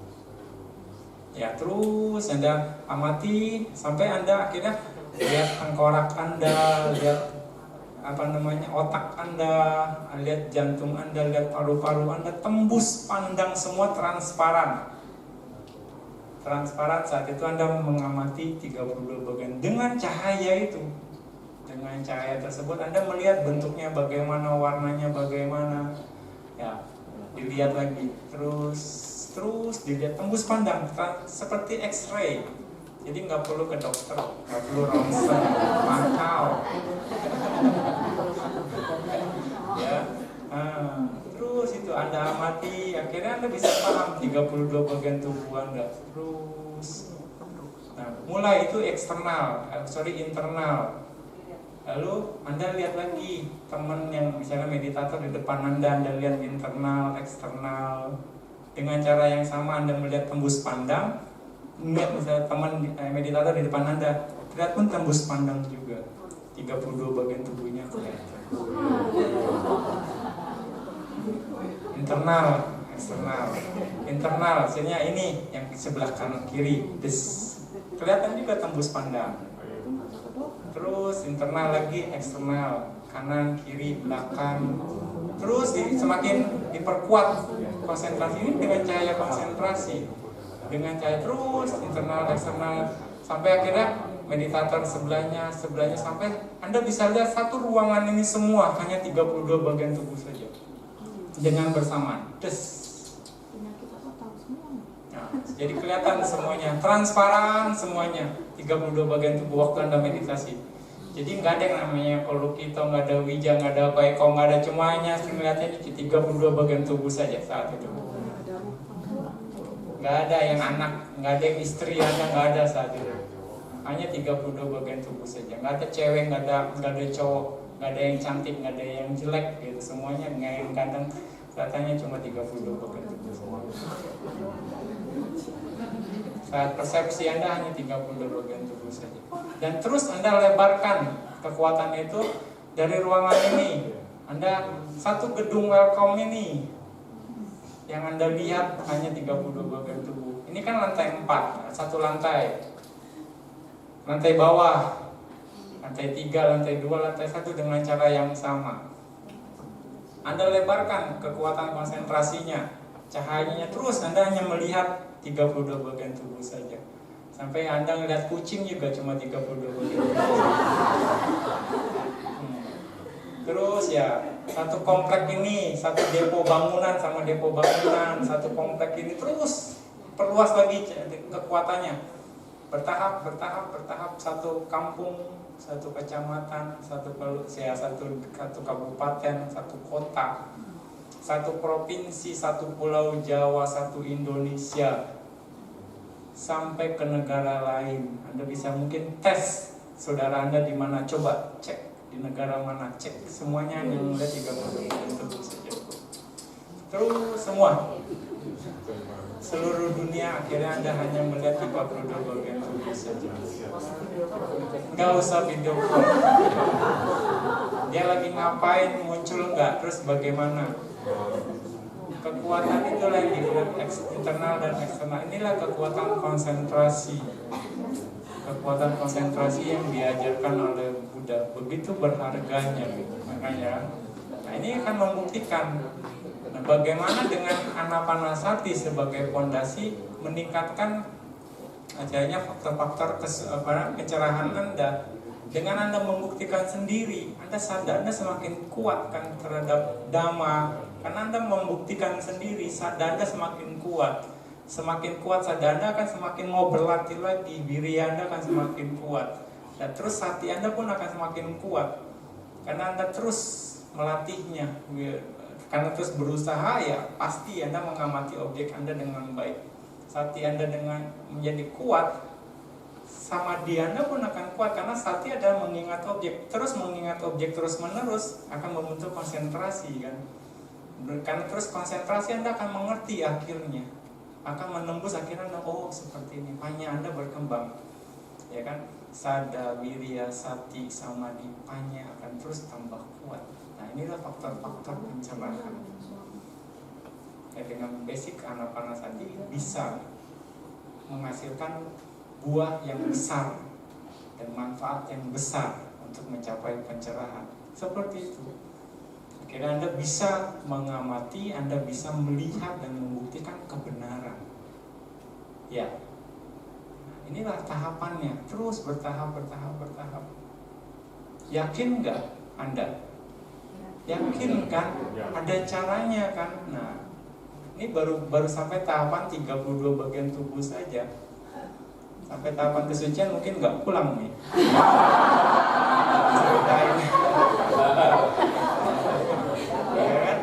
Gambarannya saja. Tadi Bante sudah singgung bagaimana duka saca itu ya mengamati nama dan rupanya dengan cara yang sama, tapi dengan pengaplikasian yang berbeda. Caranya yang sama. Dipecah-pecah lagi menjadi materi yang lebih halus dengan konsentrasi sekali lagi.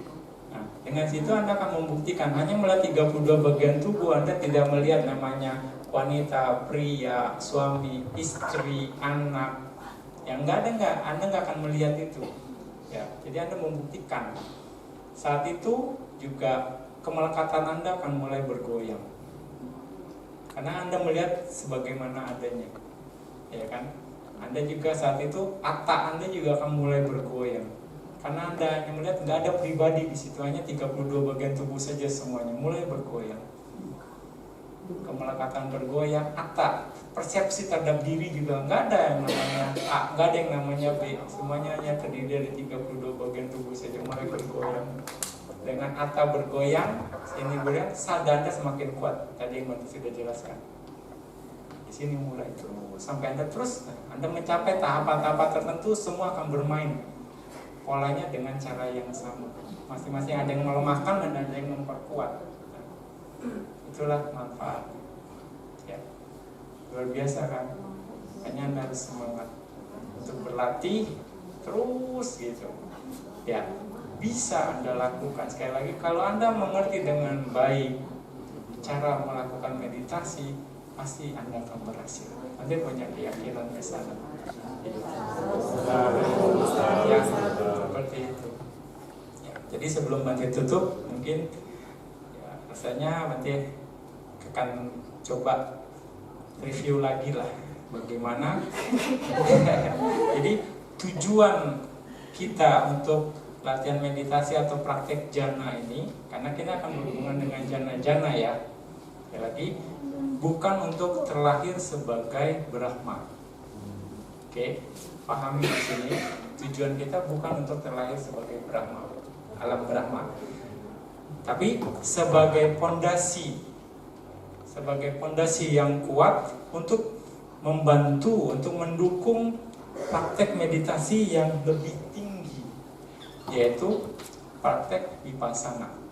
Ya, karena dengan konsentrasi, dengan kekuatan konsentrasi jana yang sangat kuat, itu merupakan dukungan yang sangat bagus, ya, support yang sangat baik ketika kita melatih vipassana. Oke, jadi seperti Anda masuk ke dalam ruangan gelap, Anda nggak akan bisa melihat apapun. Tapi ketika Anda bawa lampu atau bawa senter, atau Anda menyalakan bahasanya listrik lampu di sini, Anda akan mampu melihat semuanya dengan jelas. Ya, begitupun juga dengan konsentrasi, Anda akan bisa melihat semuanya dengan jelas. Buddha mengatakan bahwa perkuat konsentrasi, pikiran yang terkonsentrasi bisa mengerti berdasarkan apa adanya. Dengan kata lain, bisa mengerti 4 kebenaran mulia. Nah, bagaimana